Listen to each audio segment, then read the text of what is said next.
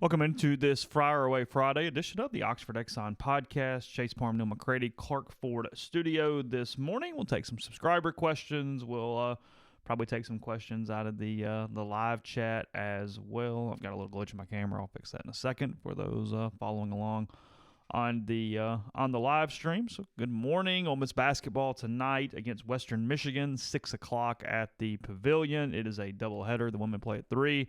UNO, I think, and then Western Michigan on at 6 for tonight.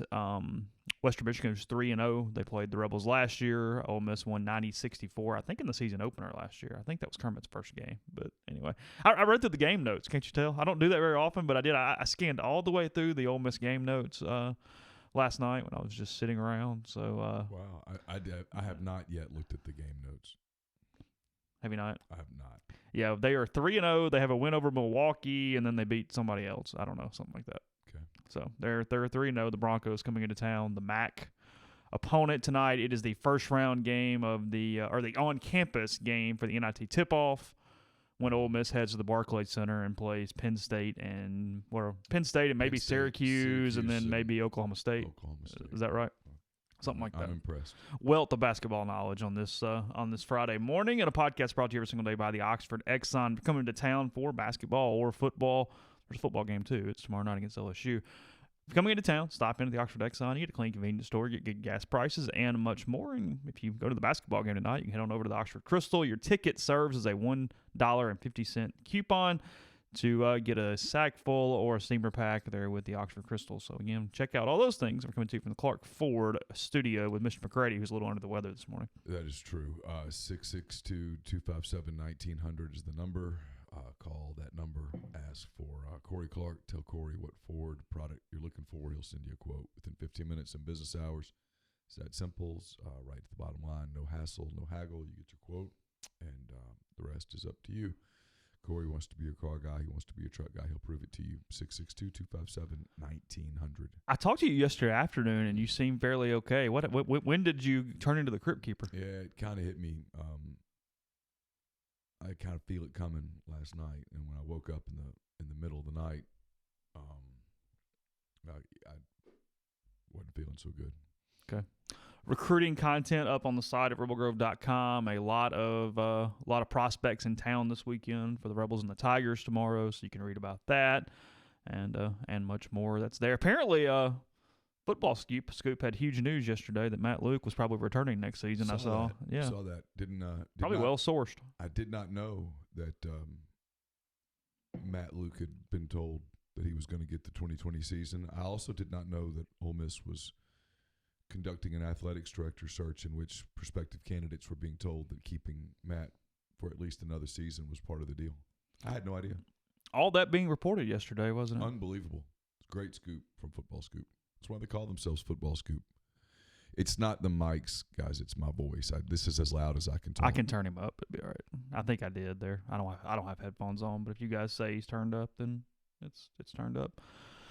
We'll get into questions a little bit. Give me 1 second. Fix my mic. Everybody can hold on. Or not my mic, my camera. If I can chill for just 1 second while I do that.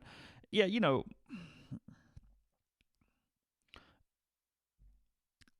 what's funny about that, really, and we've had him on the podcast, like him well enough, Barrett Salee coming on going, hey, who's even shocked? Well, it shows you that these national guys have no idea what's actually going on in a program. You know what I mean? Like, They don't really have any idea of a fan base. They're on such this 10,000 feet above deal where they're not really good with intricacy or nuance whatsoever. It's just, it's kind of like, it's like Mascona talked about, not in a negative way, because Matt hit a lot of really things where he was directly correct yesterday. The national media doesn't expect Ole Miss to compete with Auburn and LSU and Alabama. So for them, in a lot of ways, it's, hey, beat Arkansas, beat State some, beat Vanderbilt, win your non-conference. Hey, that's good for you guys. It's kind of cute. You know what I mean? Like, Ole Miss didn't quite win long enough for a national media perspective to change on them, to get to that next level where it's like, hey, you guys went to back-to-back access bowls, you did this. No, go get somebody. I think in a lot of ways the national media still sees it as a very, very cute football program that does okay from time to time. It's exactly what they see it as. They look at it in the SEC West, and they see Alabama and Auburn and LSU and Texas A&M, and they say the best Ole Miss can be is fifth. That's what they think.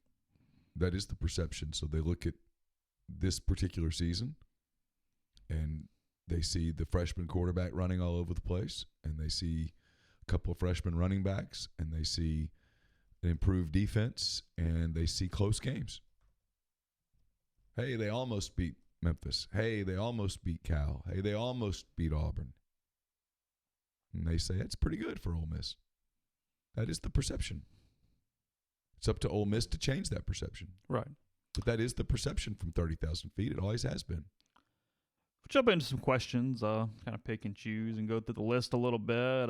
Can someone answer if it's possible to be the starting quarterback and not play spring ball? Can JRP miss spring and still be the quarterback? Yep, absolutely. Because I think he's going to be the quarterback, and I think he's going to miss a large chunk of spring ball. I think that's exactly what's going to happen. I think he's going to be on the baseball field in the spring.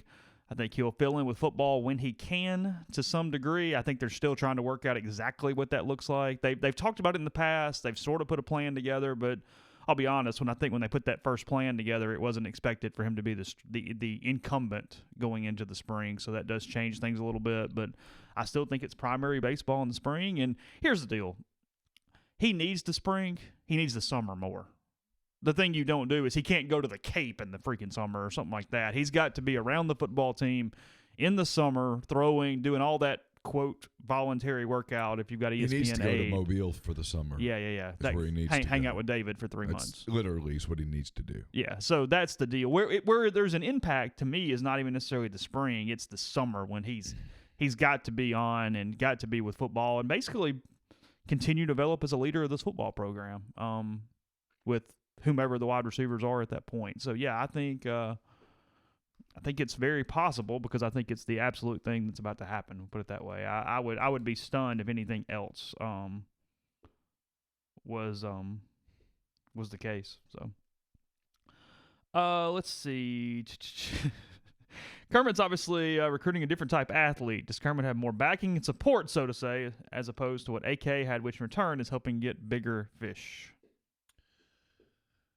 I mean, this conversation always leads to people getting so upset. Andy was here a long time. He coached in the Tad Pad the overwhelming majority of that time. He got really close a couple of times to landing big-time prospects. He just couldn't do it. Myriad of reasons. Kermit came in at a perfect time, started in the pavilion, did a phenomenal job. Has done all the correct things. And I don't mean this from a booster standpoint even, but just period, community-wide to get everyone included and involved. And he's better at that stuff than Andy. Something that's so funny because you get Andy in the room and he's great, but Andy canceled on rubber chicken circuits all the time. Mm-hmm. He didn't go to meetings. He was not the most available coach in the world whatsoever to alumni and donors. And it got worse as things went on and they didn't get the Johnny O'Brien class and all that. It sort of spiraled. Kermit's figured out really well how to hit all the different groups and all the different people and make everyone feel like they at least have some type of inclusion with this program. Yeah, and it's why a lot of people who don't know Andy because he didn't do the rubber chicken thing get pissed at people like me who really know Andy. Yeah, we go, hey, he's awesome. Because I've had lots and lots of conversations with Andy where it's hilarious and funny and deep, and he's a really real person. Like, I like the guy a lot, and most people do who know him. He's one of those people who knows your kids' names. You know what I mean? Mm-hmm. Which is not common, guys. No, that's not something you get a lot. Would check in on you on stuff. Really a solid person. He will be the first to tell you. He said this. He said it on this podcast, I think. He had hit the end of his rope here. It was time for a new voice. It was time for a new face. And Ole Miss went out and conducted a coaching search and hired somebody who'd had success at another program. I was like, unbelievable. Why would you do that? I know, it's so easy to make fun of it, but we become such jackasses immediately when we do it. But you look and you go, you know, Ross, Keith, whomever. I don't really know how the split worked on that search, but whatever. I mean, look at who they targeted. I mean, it was, hey, let's at least look into Tom Crean, Thad Matta, Kermit Dave. You know what I mean? You found a fit. You found a guy who had done it. Like is such a an fit. odd thing to it's do. the dangest thing. Just I mean, they should have just gone and hired Raheem Lockhart. Just give him the job, man. Right? Oh, he's being rude. It's the frustrating thing for fans. And I'm preaching to the choir, especially with people in our live chat. Remind me to come back and finish this, though. And I'll finish it quickly. Yeah, sure. Go ahead. Does Kermit have more support? Yes. Of course. He's earned it. Would Andy have had a different tenure at Ole Miss if in year one he had stepped into the pavilion? Yes.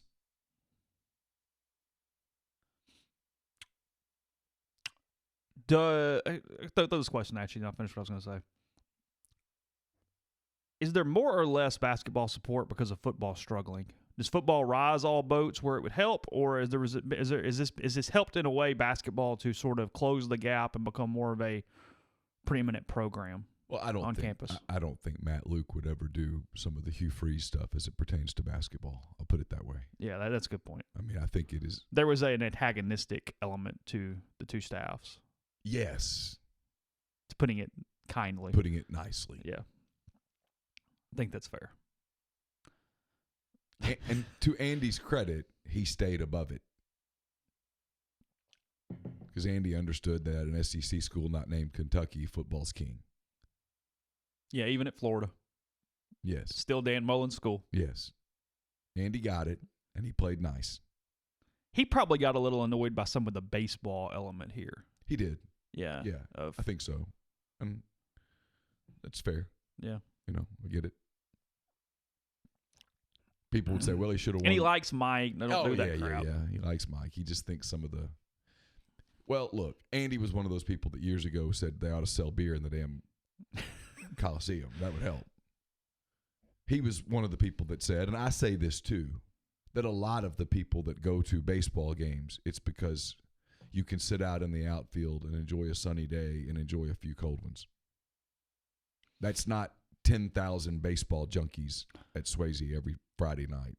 If I had to, what I was going to say, and I'll kind of close on this, we'll go to another question in a second, but if I had to put a thesis sentence on all the stuff we've dealt with over the years since the Sugar Bowl, and maybe even before if you want to throw in some of how the NCAA stuff was handled, coaching searches, chancellor searches, I mean, we'll see what happens with the AD search.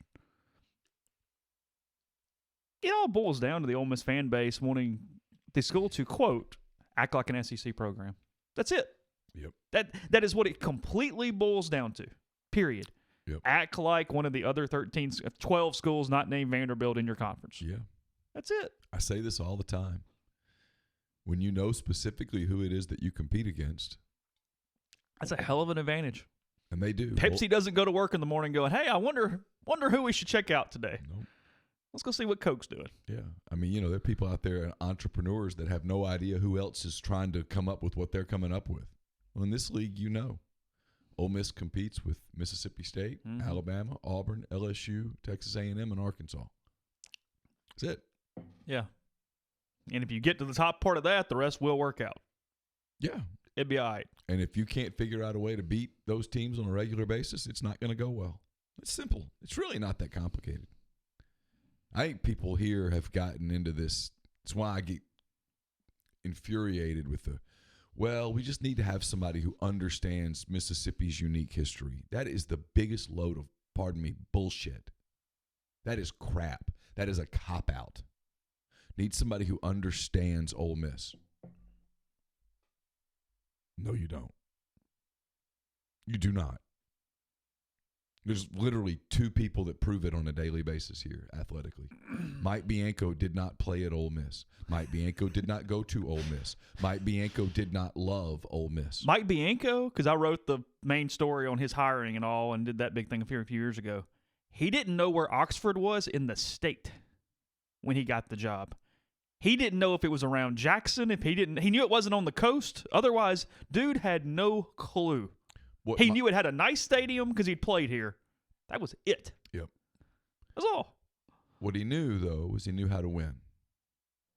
He'd been a part of winning programs, and he'd won at McNeese. I mean, you joke about the Skip Bertman system and whatever, but that's what he knew to do. He knew, hey, this is how I build a program. No, not joking at all. Yeah, but fans do. Yeah, but that's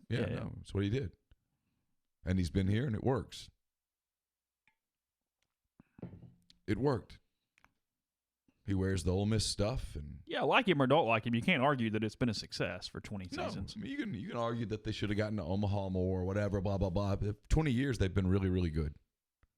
And Mike Bianco was not from here. Kermit Davis, his dad coached at Mississippi State. Kermit went to Mississippi State.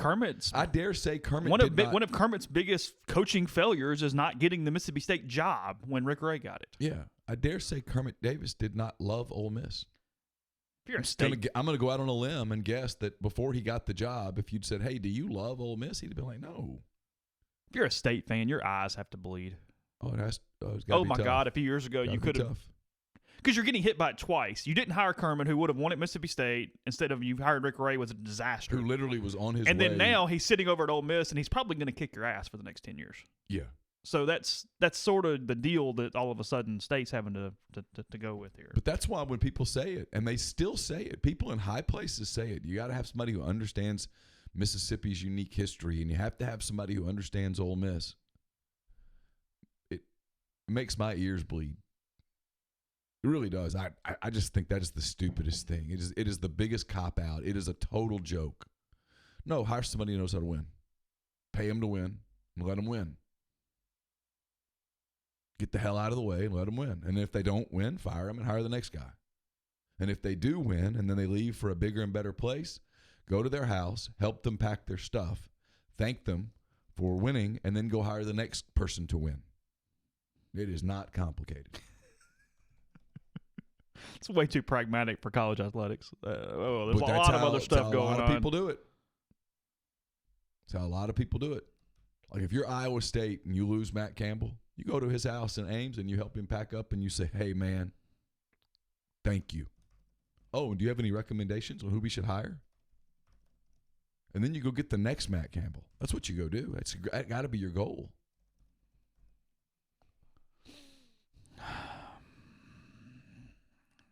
I didn't know this was going to be one of those podcasts, but just. I mean, I don't even.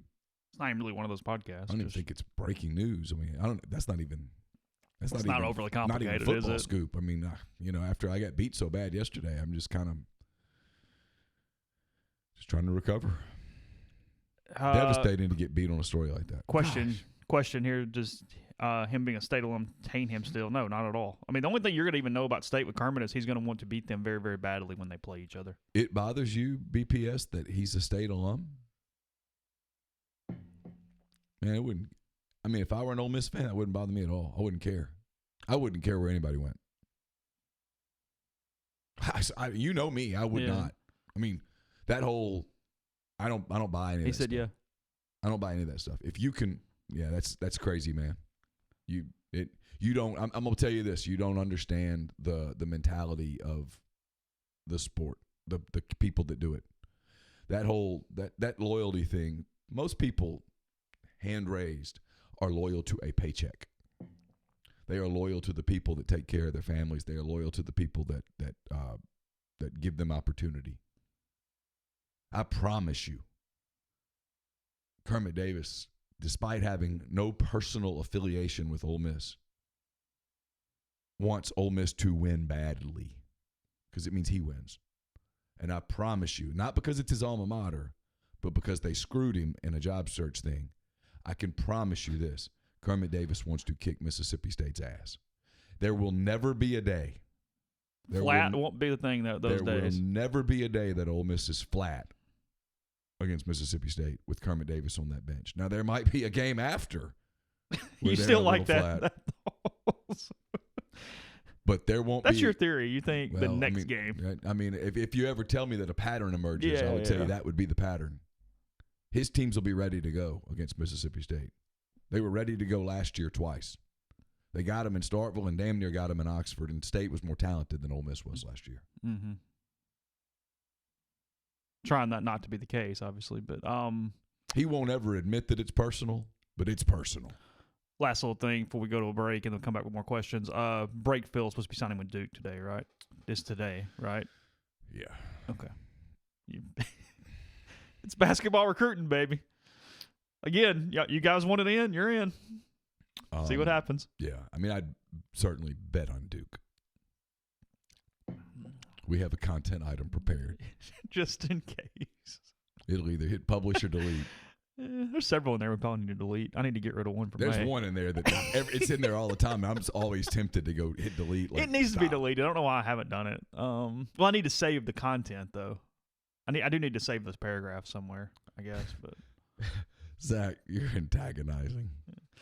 oh gosh, we're back in a second with more of your questions. First, tell you about Visit Oxford and Oxford this holiday season. They hung all the Christmas lights up last night. Saw some photos. You can drive around and see that. Just keep driving. Don't stop in the middle of the roundabout or anything. That's kind of annoying. But nonetheless, plenty to do in Oxford this December, including the Oxford Christmas Parade, the holiday house tours, and more. You've got a concert with the Midtown Men, the downtown Christmas tree lighting, as we mentioned, the holiday ornament auction, and all happening this December. You got Holiday Village, the elf scavenger hunt to bring the magic of the season into Oxford. So enjoy those things with visitoxfordms.com or popupoxfordms.com as well.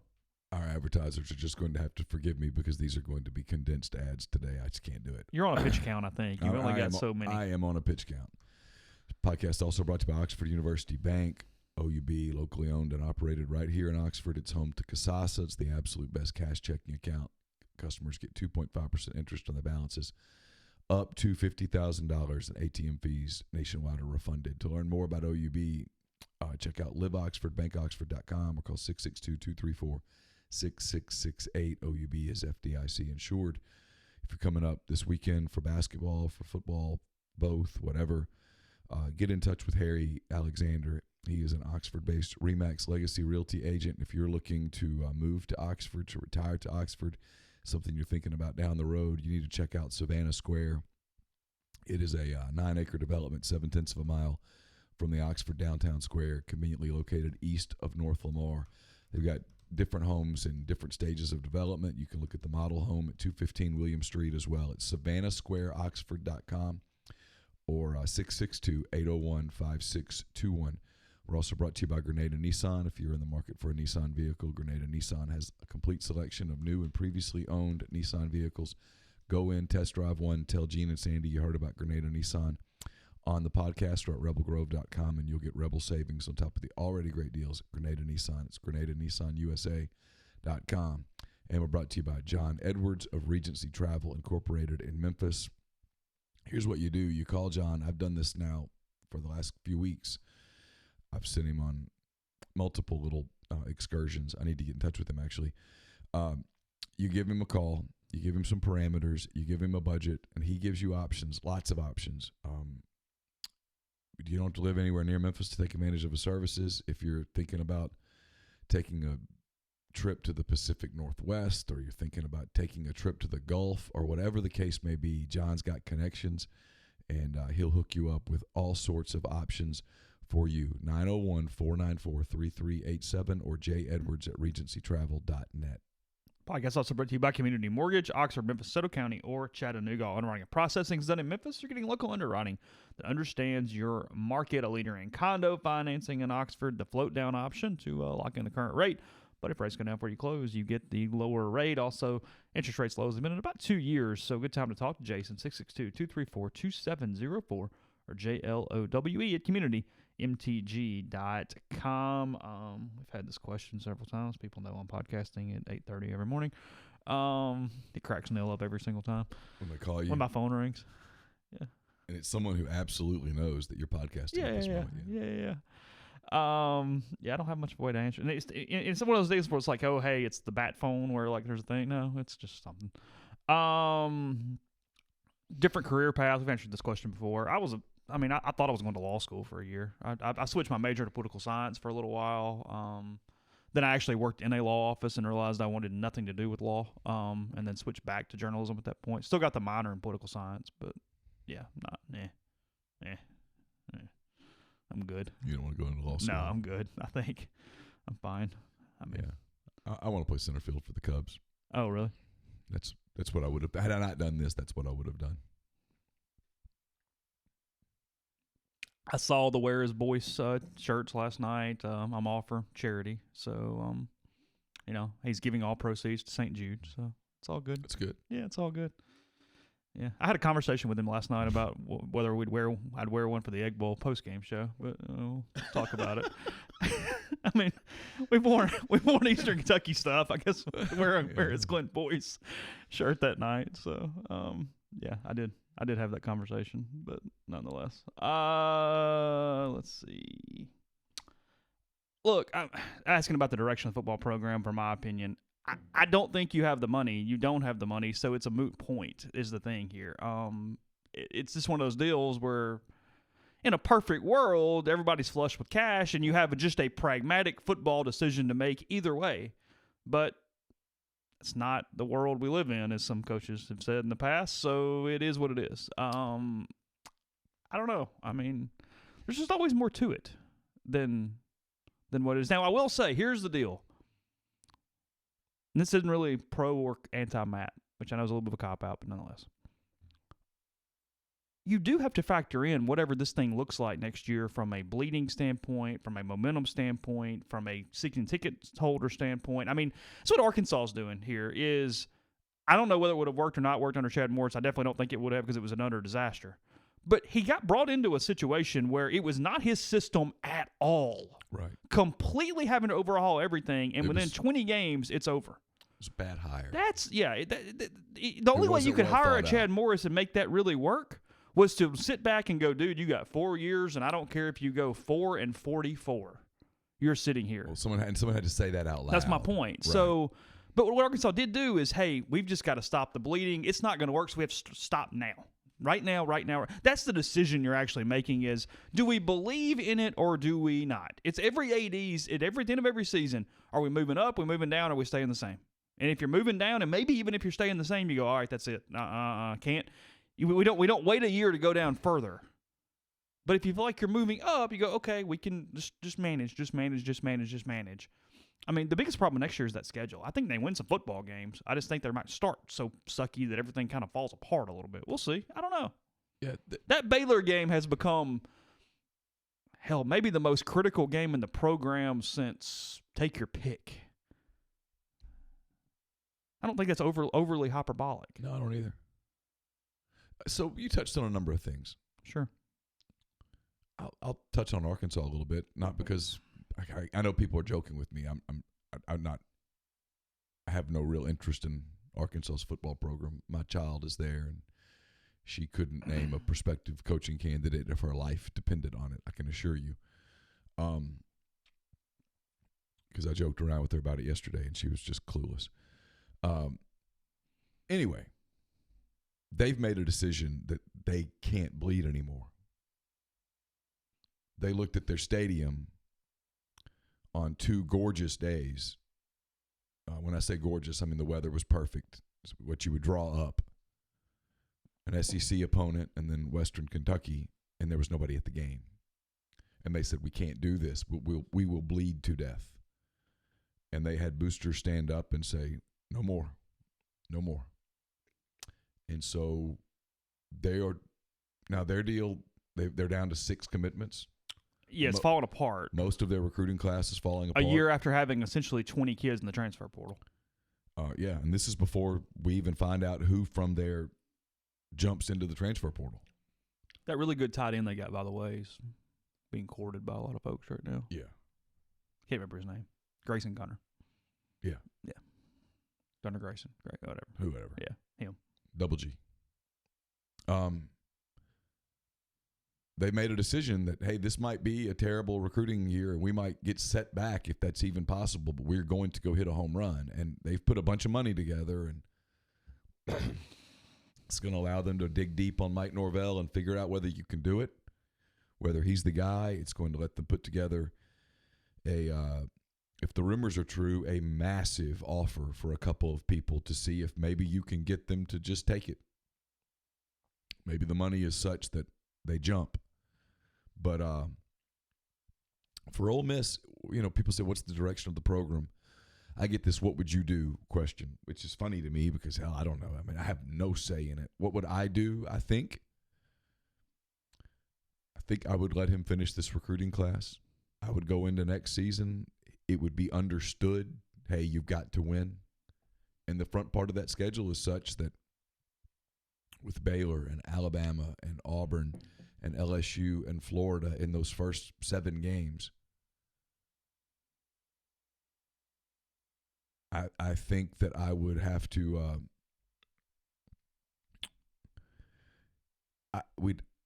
the program would probably have to be either a really strong 3-4 or 4-3 after those 7 games for it to be realistic. I think next season he would have to win 7 games for me to stay the course. Yeah, comfortably bowl eligible. Yeah, because there's a path to 6 wins that is sloppy. It's the 3 non-con State, Vandy, and Arkansas. Yeah, and that's come on. It's Georgia Southern, Connecticut, somebody else, and now some of this. And listen, there's going to be more transfer portals. There has to be, because they're signing a full class, which means that they have to lose at least 9 players. I got to see who the 9 are. If it's guys who weren't going to play, okay, it happens. It happens everywhere. If they start losing key people, that's the portal, difference. The number does not matter at all, because kids who are never going to play, yeah, sure, go to the transfer portal, have at it, have a good time. You all right? Yeah. Okay. I mean, but then suddenly if it's, hey, this guy and this guy, I'm not naming names, I refuse, but this guy and this guy and this guy and this guy, well, now you got a problem. Now you're losing contributors. You're losing stuff. So, yeah, use your common sense. Use your eyes a little bit. It'll tell you what's going on with the program as it pertains to the transfer portal. I thought Gregory, he had the knee injury that just really kind of did kind of a Quan thing to him. Although earlier in his career, he did not have the same explosiveness that was expected. Miles Battles just made a lot of mistakes this year. I mean, not trying to beat the kid down or anything, but he had the big holding penalty on that Missouri, the run with Plumlee. Just been some stuff there. I mean, I frankly, I did those snap counts yesterday. I was surprised he had gotten as many snaps as he has over some of the other guys, some of those freshmen that I really like. There's a couple of the freshmen that haven't played much that I think have a good bit of ability. But nonetheless, yeah, as of now, I don't see chaos there, but we'll continue to follow the names. Favorite type of holiday pie? Neil says pie is the devil. Cold chocolate pie with whipped cream instead of meringue is the answer. Yeah, that is the answer. Not runny, not warm, cold with whipped cream. I do like cold pumpkin pie with whipped cream. Do you? And with a cup of coffee. Okay. I mean, I won't have it, but I do like it. My coffee pie like that is pecan. I like pecan pie. I like pecan pie, but like when a pecan pie is real runny, it's not for me. Well, that's a poorly done pie, though. And that's typically the case. I do like coconut cream. I like coconut a lot, so I'm fine with coconut cream. Yeah, I like coconut cream. Banana cream's fine. No. Well, I know that's not your cup of tea, if you will. Not even a little. I hate lemon icebox. Hate it. I can't stand lemon icebox. I love lemon icebox pie. I love key lime pie. If it's well done, key lime pie gets bad. Like all the people who try to fix key lime pie or doctor it, no. There is a very traditional way to do key lime pie. I want that key lime pie. Absolutely. Don't start throwing all this other crap on key lime pie. Just make key lime pie. Are you a cake or pie person? Pie, not even close. Yeah.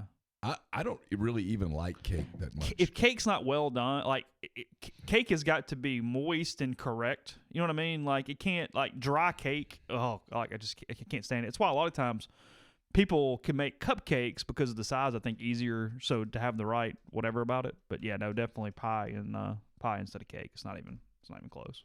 That's an easy one. Let's see.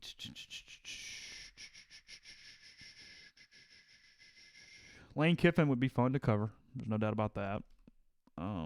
He would keep it interesting. He'd make good. He'd be great for a podcast business because it'd be every day. He's another guy that I think Arkansas is deep diving right now. Really? I do. Thinking about giving him that shot. I think they're deep diving. I think the reason they went ahead and did it when they did it was to give them time. It's part of the Ole Miss problem right now, and I think this is intentional. I do. I'm a conspiracist when it comes to this. I think they are intentionally dragging this as close to or after Thanksgiving so that they can go, man, we didn't have time. At which point, if next season is a disaster, if it is, it's all on Glenn Boyce. Well, that's the one thing that has happened with all this coming out. It's he made a decision. You know what I mean? We make fun of leadership stuff or whatever. I mean, his name's on this one. No decision positively is a decision. or negatively. Absolutely. Oh yeah, no decision's a decision. Yes. Saying you can't make a decision is still making a decision, because you can make a decision. I mean, if it's just a catastrophe, I mean, again, it's a net thing. It's not a gross thing. You're losing money on both sides, so figure out what you want to do either way. That's the way this has kind of got to work. Easiest and most difficult parts of our jobs. Look, we're not digging ditches. There's no incredibly difficult part of our jobs relative to a lot of other people. I'm just being honest. No. I mean, we're always on the clock. I think that's probably one. You never fully. You can disconnect, but I mean, the Lyceum could always catch on fire. I mean, there are things that could always bring you back. I mean, I don't know. I mean, we mainly talk for a living. I'm not. I'm aware of. I mean, I'm kind of in on the joke a little bit. I mean, I get this. It's not overly complicated. It's hard work. I mean, come on. I mean, I'm exhausted. If you have, I mean, you might be today. You're kind of dragging, but if you have the. And this is not, I mean, there's a lot of people that do a lot of things that I have no ability to do. If you have the ability to not be scared to talk in front of people or have the right sort of whatever to do this, it's not overly complicated. You're just doing it. I mean, if we were two people that were scared to death of crowds or talking in public or whatever, we'd be terrified every day, and you'd be worried about everything you said. Like, I mean, That's why it's so funny when everybody goes, "Hey, that thing you said on the pod," I'm like, dude, I don't know. I'm just talking, and if somebody wants to yell at me later about it, great, because I don't even remember what I said. I have no idea. If you told me right now, hey, what were the main topics on Monday's podcast? I don't know. Clue. Yeah. No clue. Probably something Chancellor related. I don't know. So, yeah, I mean, whatever. Yeah, I'll get that. Laura will say, how was the podcast? But I don't know. It was fine. Ask somebody else. I mean, I don't. To answer your question on Mike Leach, Anthony, real quick, I don't think, based on what I'm hearing, that that's a deep dive for Arkansas. I think he's got a better chance at the he's actually got a better chance at the Kentucky job if Florida State hires Mark Stoops. I think Kentucky would really think about Mike Leach. Reading from our live chat, Neil and I both do an enormous amount of laundry. I think he and I both do the majority of the laundry. Yes. Dishes and laundry are two things. Just leave me alone. Let me do it. Get out of my way, and I'll handle it. Stay completely away. That is my rule. I will go do the laundry. I will go fold the laundry and all that stuff, but everyone has to leave me alone. I'm going to turn on a podcast or turn on something Netflix. Just quiet time. Get out of my space. A different definition of Netflix and chill. Totally different.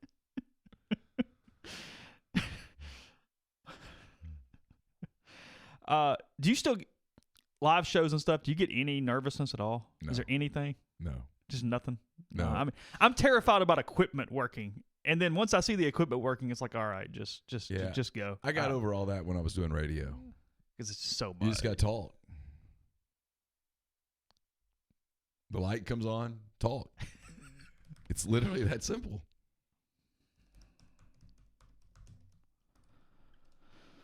Let's see.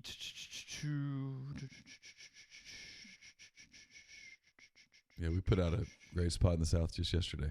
What's all on that while I'm looking for the next question? We talked about, what did we talk about? We talked about Gus Malzahn a good bit. We talked about Jay's daughter. She made a college decision yet? She's, Transylvania is really in it now. Really? Yep. Has he created that? No, they to some extent. I'm sure to some degree, but they've offered her a full ride and stuff. When is G Pitts coming live, man? I don't know. There's a lot of recruiting news on the site, rebelgrove.com. You should subscribe. A lot of recruiting, a lot of recruiting this morning. As much as Jay wants to work hard to create the narrative, I don't mind his nicknames. I'm not an overly sensitive person. It does not bother me, whatever he'd like. I only got annoyed at Jay with this, that I don't have the same eye issue as him. And that's all I've tried to explain, is that I have an eye issue, but it is not the same eye issue. So because of that, quit saying we have the same thing. That's it. Not saying mine's better or worse or whatever, but I don't have the same deal. But no, Jay can call me whatever Jay would like to He call doesn't me. call you that anymore. He calls you Chance. Well, now. I know. Yeah. I'm aware. He's turned that into a bit now. It's Yeah. fine. I mean, Yeah. Jay does not take things very seriously at all. No. So it's not. I mean, as he said, and I believe him, he forgot my name and had to figure out something in that interim to call me. Which, hey, it's all right. It's fine. Yeah, it is what it is. It's Be all right. You win some, you lose some. Yeah. I don't think Neal's going to get reprimanded at basketball games for his alcohol content. I don't think. No, I've had a beer. If they say something to me, I'm going to look at them like, well, don't sell it. If you don't want me to go buy a Coors Light, don't put a Coors Light stand right behind me. I think they'd say something if I was like slamming them. Well, yeah, of course. I mean, it's like anything. I mean, that's not surprising. I don't know. I was over to the stream, but nothing I necessarily wanted to grab right there. Take one quick break and tell you about Mastercut's Lawn and Landscape. Urban Lawn Care throughout northern Mississippi. It's the winter months, though, so maybe you need something built. They do Christmas present, different things as far as custom playgrounds, all sorts of structures outside for you. Any outdoor living space they will take care of with forestry mulching, paper patios, and more. You get a free quote by going to gomastercuts.com or that same free quote, 662-607-7773. That's gomastercuts.com. The podcast is also brought to you by the Westin Jackson. It's a Marriott property in downtown Jackson. It's home to Soul Spot, also home to Estelle Wine Bar and Bistro. Highly recommend that you check it out if you're in Jackson on business. If you just need a weekend away before the holiday season gets crazy, be a great place to go hang out for 48 hours and sort of catch your breath a little bit. We're also brought to you by Pinnacle Trust. Pinnacle Trust, based in Madison, Mississippi. Represents clients in multiple states, has advisors in several states as well. What they do is they provide detailed, specialized investment management, financial planning, retirement planning for individuals and businesses, and much more. It's pintrust.com, PINN trust.com. Mention that you heard about them on the podcast. You get 10% off your first year's fee. Are also brought to you by Southern Craft Stove and Tap. It's located off Highway 7 and Sisk Avenue. Southern Craft Stove and Tap places an emphasis on food and atmosphere, mixing the quality of fine dining with the come-as-you-are environment. 30 craft beers, high-quality selection of cuisine, libations. They got you covered for any occasion. The catering orders going on now. You get $25 off any order totaling $100 or more. So head over to Southern Craft and Southern Craft Stove and Tap, Highway 7 and Sisk Avenue in Oxford. Ole Miss Hoops team, as Chase mentioned earlier, back in action today at 3 against New Orleans. The men's team in action tonight at 6 against Western Michigan. Tickets can be purchased at OleMissTix.com. The volleyball team returns to the Gillum Center tonight, 6:30 against Georgia. Admission is free.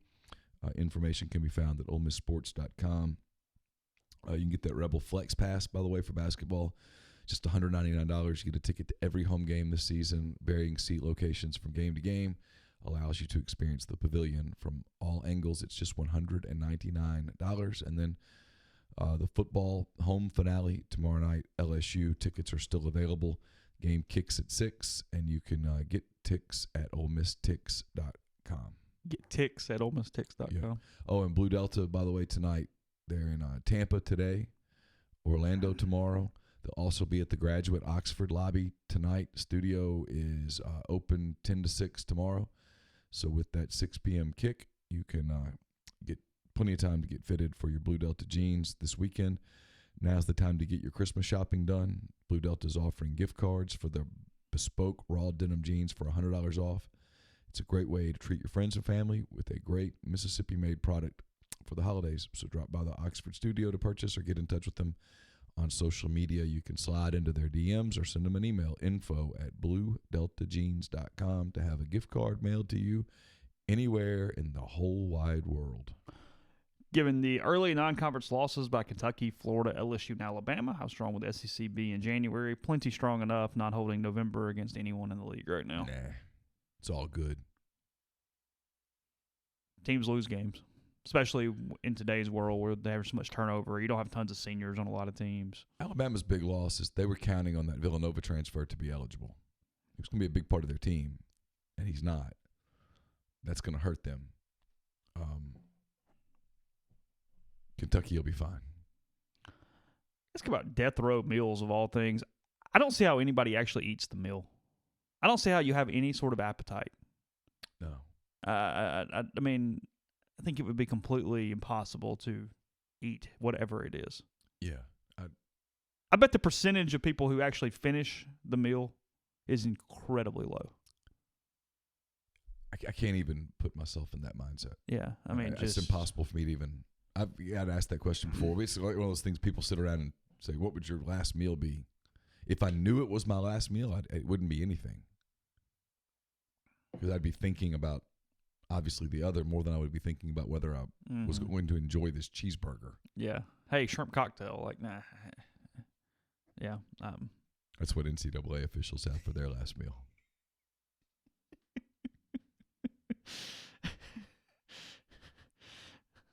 Sad day when it's brought in from Red Lobster instead, isn't it? It's like, Yeah. hey.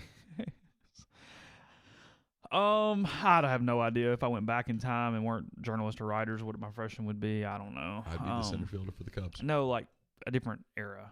Oh, I guess you could still be the center fielder for the play Cubs. for the Cubs.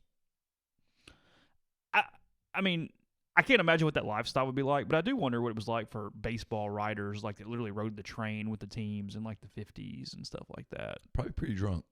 Pretty drunk, pretty tired, even more leg weary than now. When Yeah. Major League Baseball writer is one of the worst professions on the planet because of your travel and your health awful. and all that stuff. It's It's why umpires are in such bad shape. Yeah.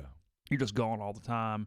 And you don't have the luxury of the charter flight. You're still waiting on that 6 a.m. out of Atlanta the next morning and all that kind of stuff. I mean, you're just beaten to death. I mean, David O'Brien, I don't say how he does it. I mean, seriously, I don't know how he survives. No, it would not be something I'd want to do. I used to say I would have wanted to do it 1 year in my 20s, just to do one season, just to see what it was like. But you'd have to be super disciplined, and you're at such the mercy of travel. Mm-hmm.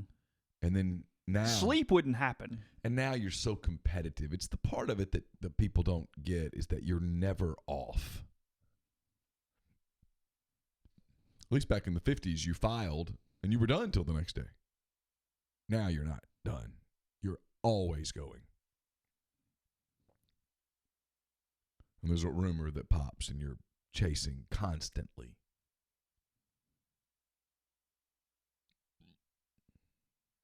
So, Bill, to go back, be a fly on the wall, watch any event in U.S. history. What do you got? ooh,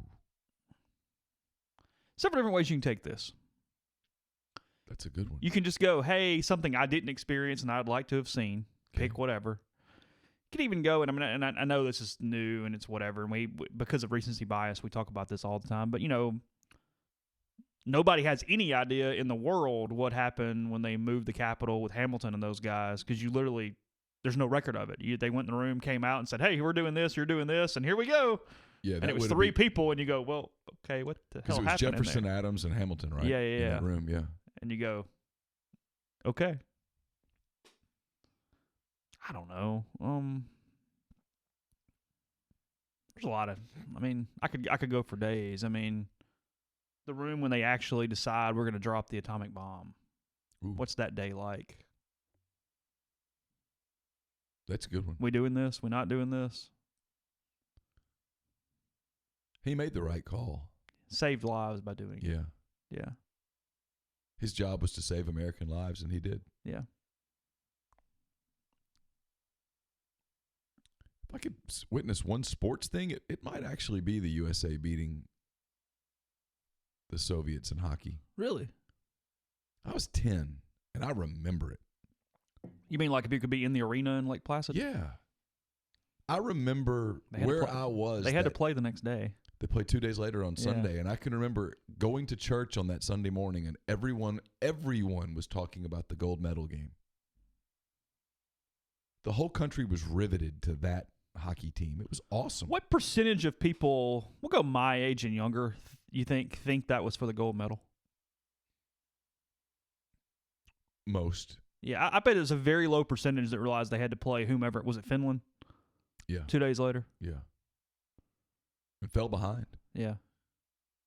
I did think about the Kennedy assassination.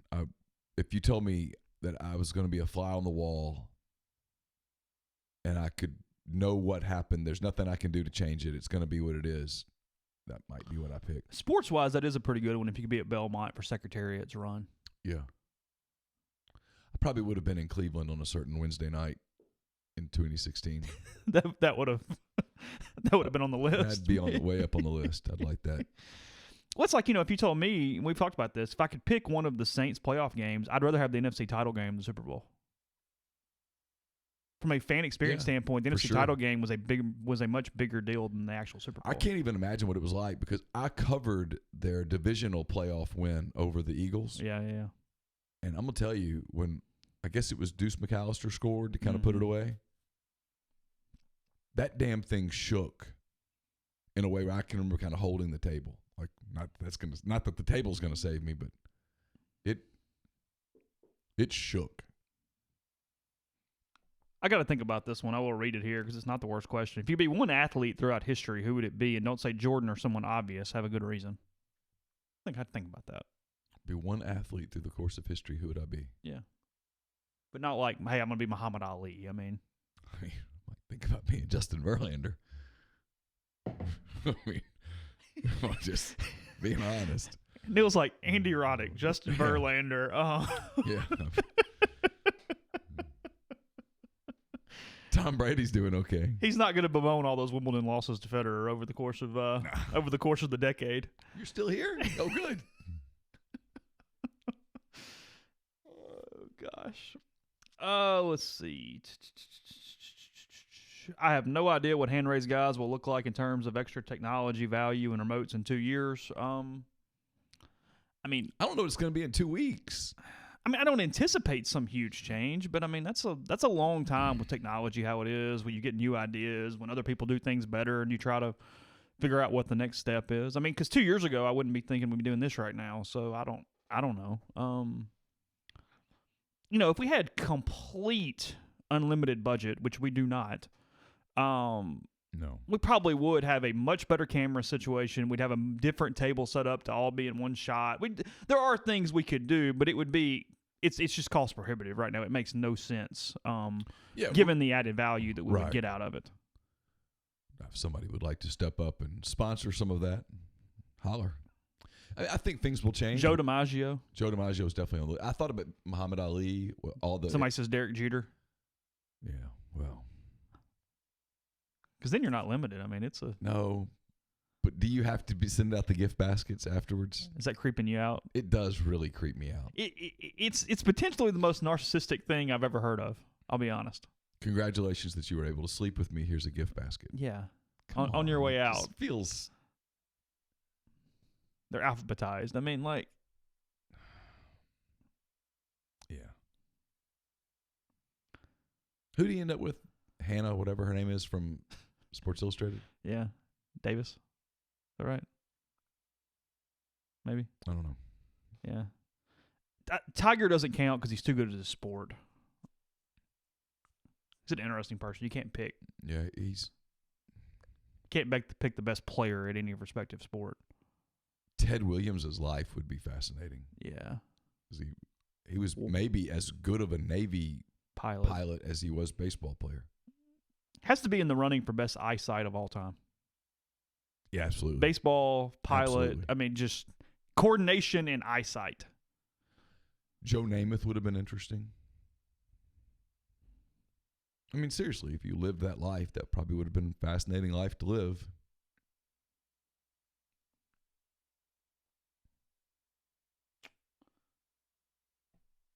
Question from...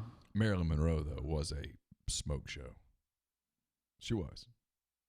Like the pictures of Marilyn Monroe before the drugs just ravaged her. Incredibly beautiful woman. Recently, I talked to Neil's mother at my place of business. I asked her about the no prom date incident. She basically said Neil was full of blank and he didn't go to prom simply to be a contrarian. I know I'm shocked by that. What say you, Neil? It's just not true. You're saying Miss Judy's lying? I'm saying she's incorrect. That makes her feel better about it. I'm siding with your mother here because, like I said, I know high schools. You can't be Mr. Ruston High and be unable to get a date. I think it gives you a little idea that the beginnings of my mental illness were starting back then, is my point. simply couldn't ask. Yes. It's not whether what was reality, it's what was reality in my head.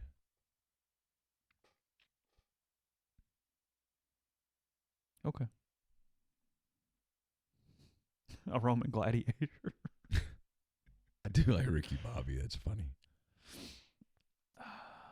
NASCAR driver, not a bad gig either. Whew, I couldn't do it. Well, I mean, assuming you're not dying. Yeah, I mean, I'm not. Let me think about some baseball comps. I didn't see this question last night. Let me think about it. What's the question? It's Ole Miss player comps for a couple of the current players. Connor Walsh, Trey LaFleur, Hayden Dunhurst. Let me think about it. Gotcha. I can give that answer on the board, but I need a minute. Because I need to think of real ones. Like I said, we always do hey, he's going to be an All-American, and I don't want to do that. So let me really try to figure out what I think some of these guys are going to be. They just got to campus. I mean, Hayden Dunhurst has a chance to be really, really special. I think he's going to be the starting catcher as a freshman. I think he's going to hit the middle of the lineup before he's done. He's got a chance. And Ole Miss has a Johnny Bench winner in Stuart Turner. They've got a Johnny Bench finalist in Will Allen. They've got a lot of history there. He's got a chance to be as good as any of them. He's really, really good. So you heard it here first. He's the next Johnny Bench. I mean, I'm hating even using these words because it's so unfair to the kid. A lot like when one of Mike's bigger press conference screw-ups is Preston Overby's first every week on campus. He's called him the next Chris Coughlin, and it's like, Mike, stop. Don't do that. Don't do that to the kids. Yeah, quit. Yeah. I think I think Hayden has a chance to be a more defensive Will Allen at the college level. Pretty good player. I think he's a better defensive catcher, and I think he can hit as well. I mean, Will Allen won the SEC batting title his junior year. He beat out A.J. Reed. I mean, obviously, I'm not covering them. I've seen some film of his throws. It's a legitimate under 2 pop. He's a weapon. Yeah. It's good. Let's see. Game plan for hand raise guys, basketball and baseball. I will do Sunday night shows, I think is what I'm thinking. Sometime following the series. There won't be anything on midweeks, obviously, and I'm not doing anything mid-series, so I would think Sunday night is probably what I'm thinking. Or, frankly, maybe even before I leave a little earlier so I don't kill my night every single Sunday night, to be honest. Yeah. Either after the kid goes to bed or way before that point gets there. One or the other. I don't know. I'll figure it out. I got time. I'm tempted to say that I'm going to do one after road basketball games.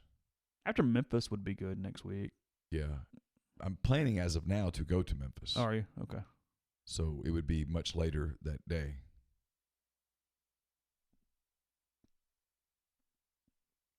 Let's see.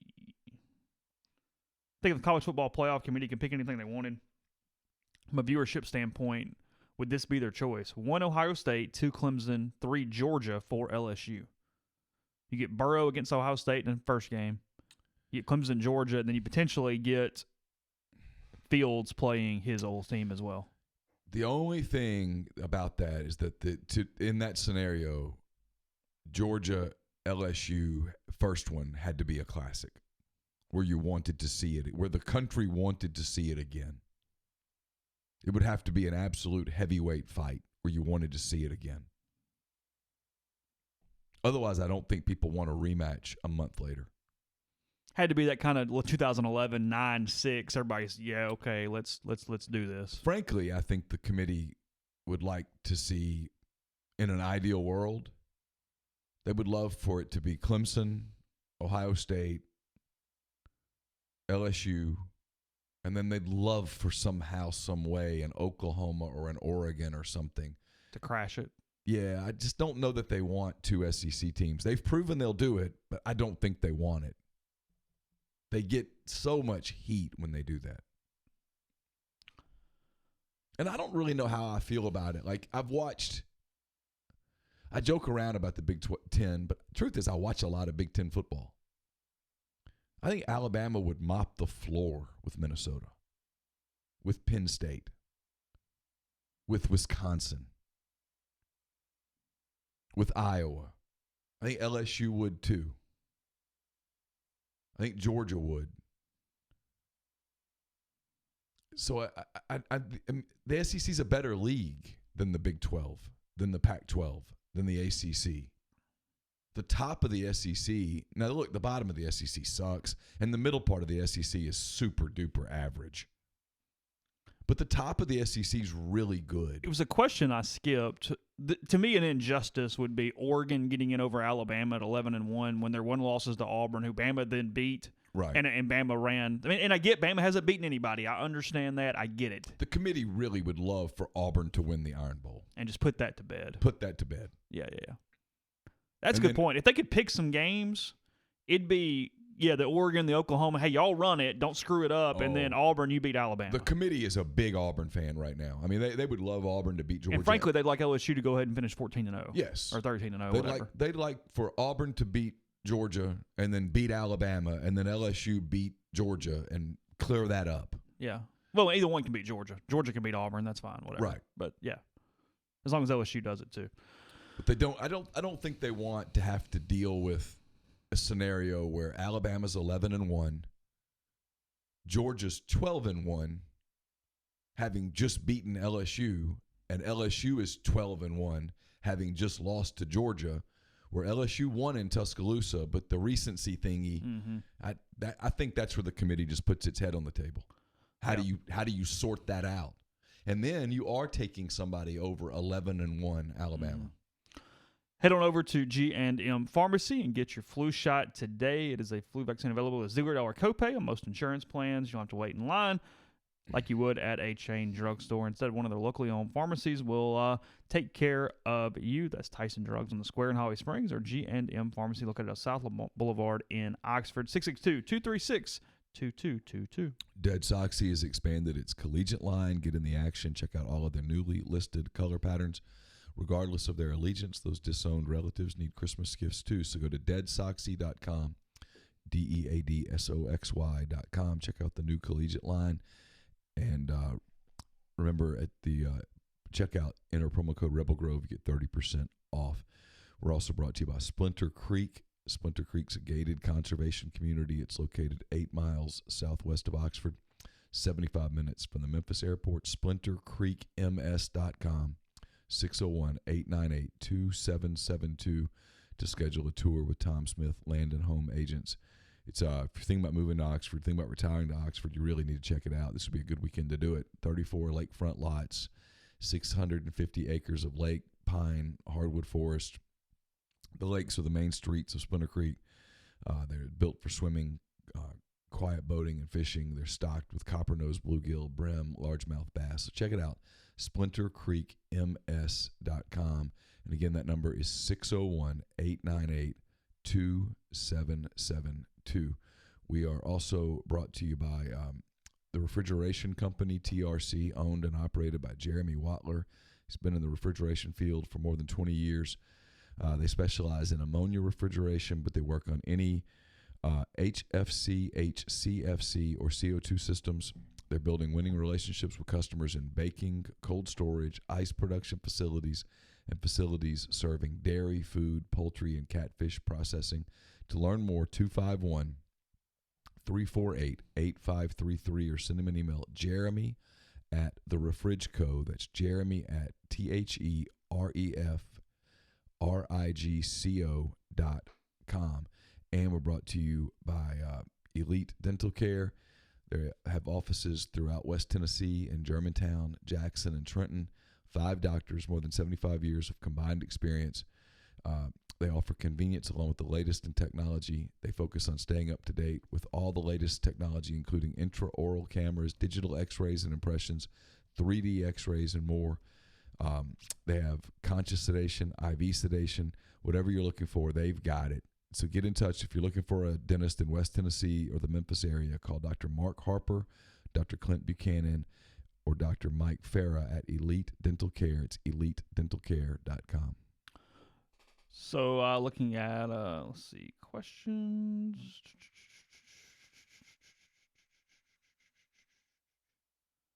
I do think money is a very significant issue to any buyouts. I think that is telling the truth. I don't think that's a complete cover.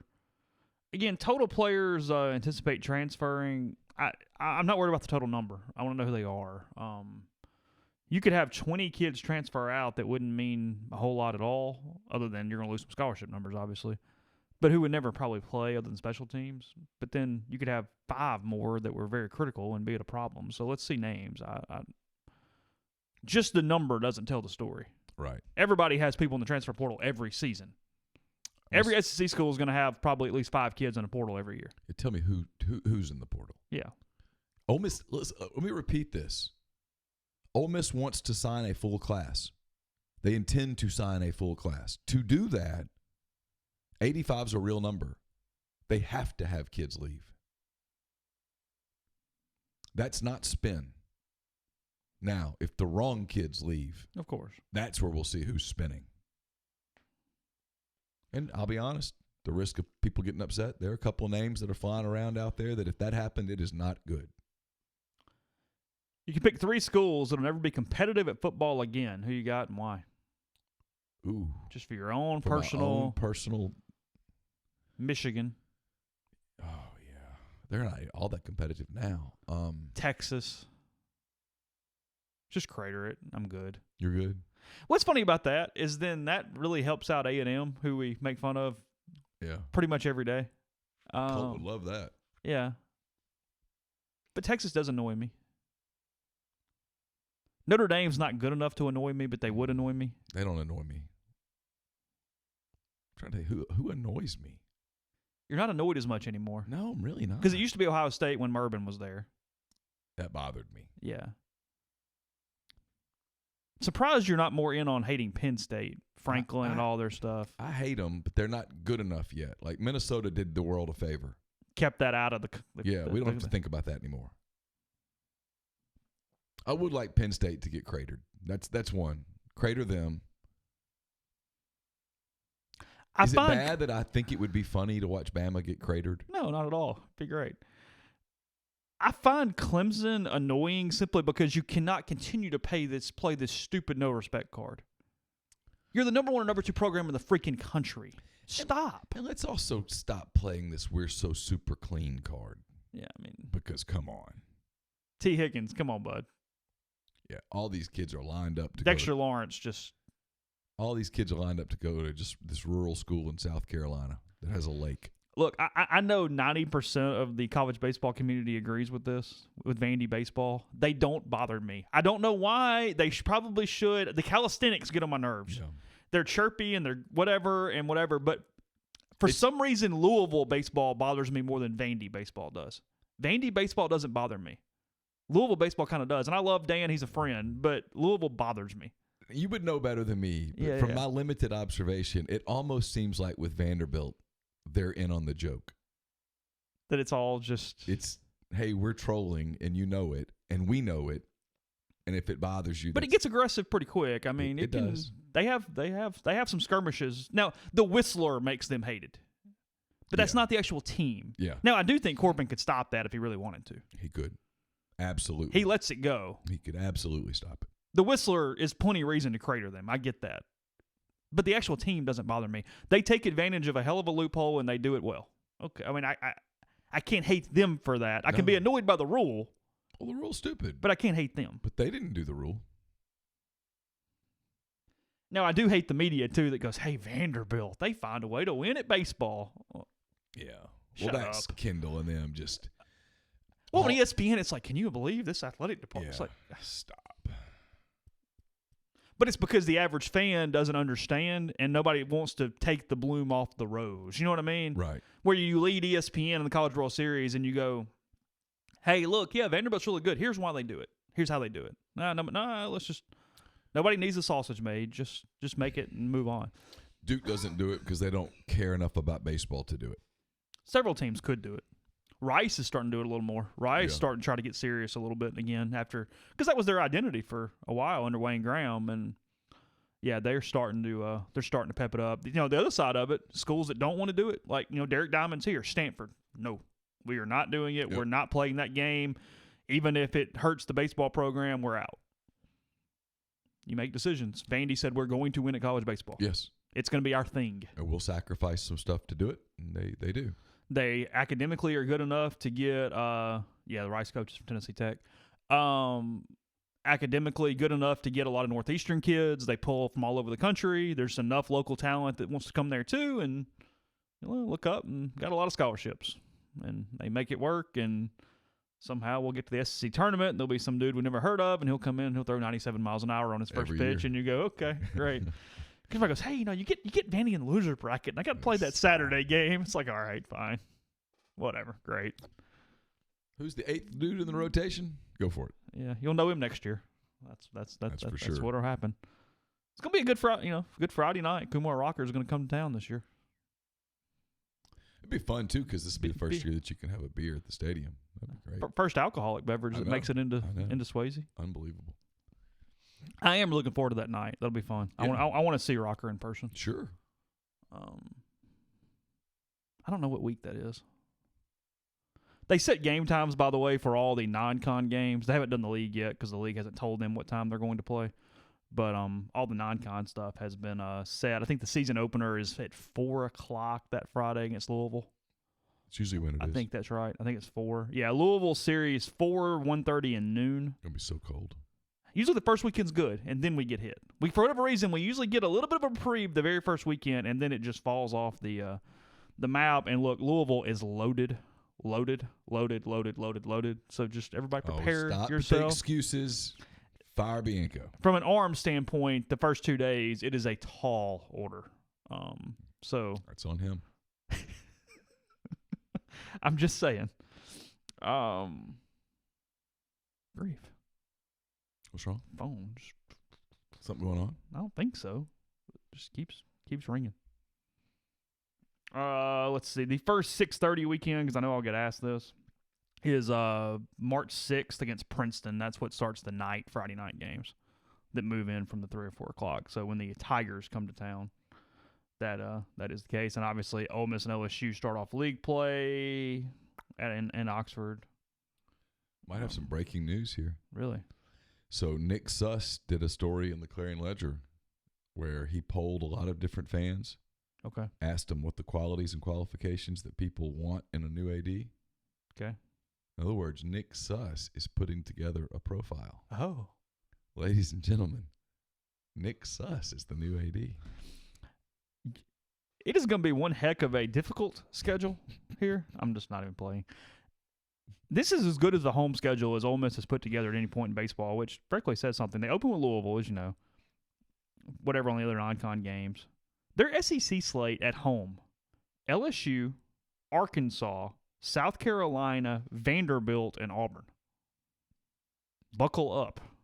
Good for ticket holders. Good for ticket holders. You go to State, go to Florida, go to Georgia, and go to Alabama. Don't play Missouri, don't play Tennessee. Don't play Kentucky. RPI will be good.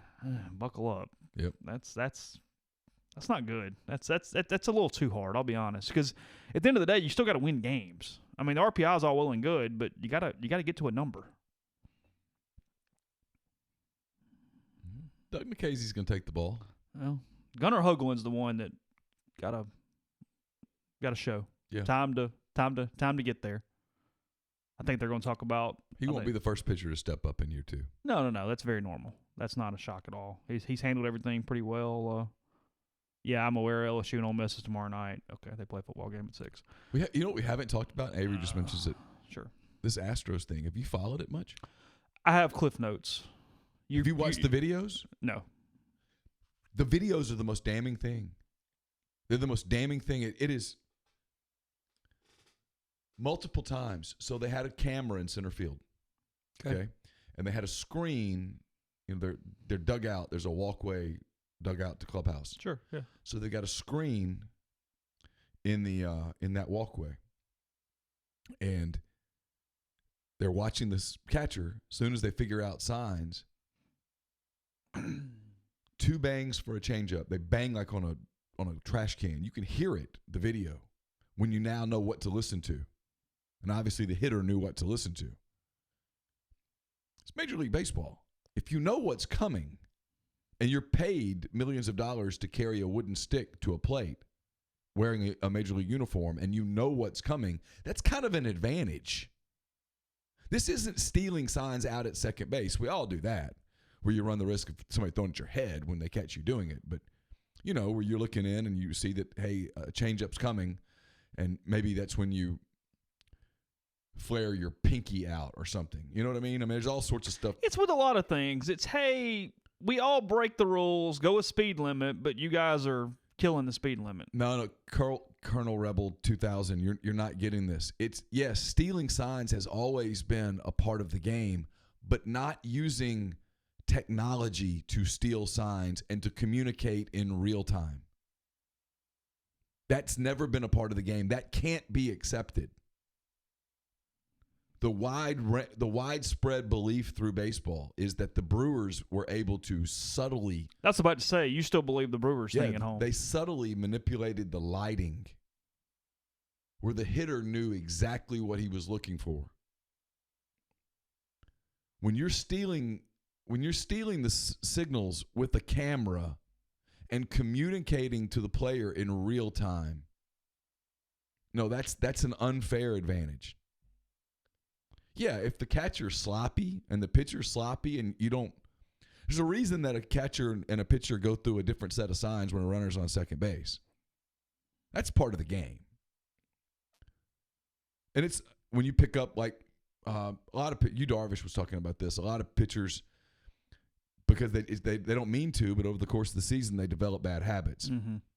And maybe on their changeup, the glove moves. It's glove lean. It's height. It's a lot of stuff. That's scouting.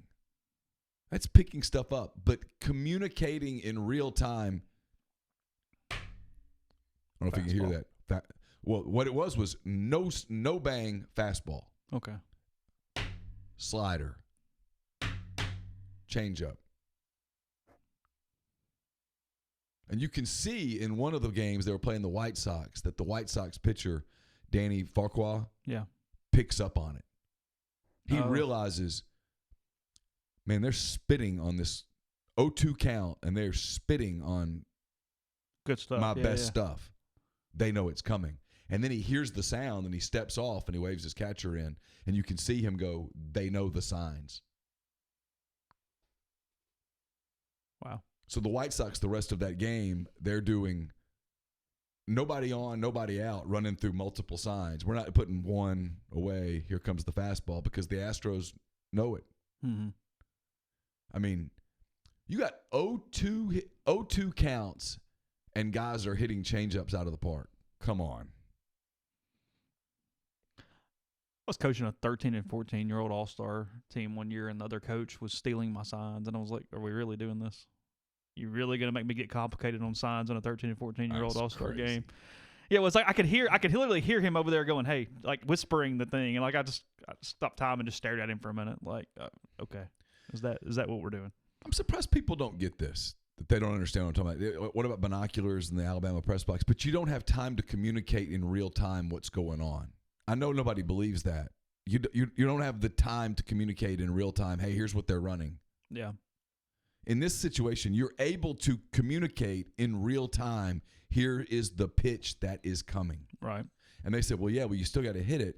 Well, you do still have to hit it, but one of the big advantages of pitching is that the hitter doesn't know what's coming. Mm-hmm. And when you're talking about a major league pitcher, different element. And the tunneling and all that stuff, if they're having to protect down 0-2 and a pitcher can throw a 96-mile-an-hour fastball or with the exact same motion an 86-mile-an-hour slider or an 81-mile-an-hour change, well, that is difficult to hit. It gets significantly easier to hit if you know specifically what is coming. Mm-hmm. So, as we said, Ole Miss basketball tonight, Western Michigan, 6 o'clock for that one. LSU tomorrow night from Vaught-Hemingway Stadium. We'll have a hand raise, guys, when it's over, and we'll have coverage from the game as well. So come back, hang out with us. Appreciate everybody joining us today, and we will be back on Monday with another edition of the Oxford Exxon podcast. Have a good weekend.